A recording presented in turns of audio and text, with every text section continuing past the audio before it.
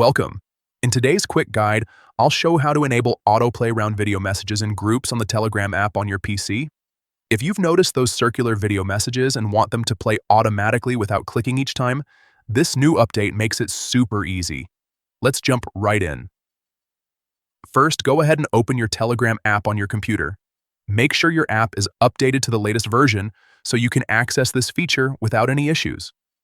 Once Telegram is open, look at the top left corner of your screen and click on the three horizontal lines.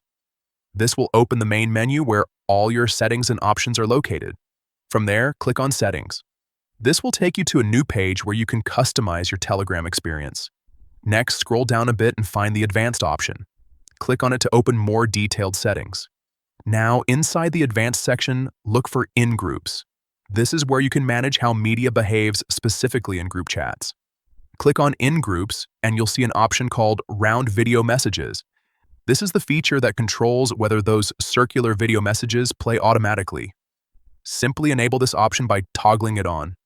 After that, don't forget to click Save to apply your changes. And that's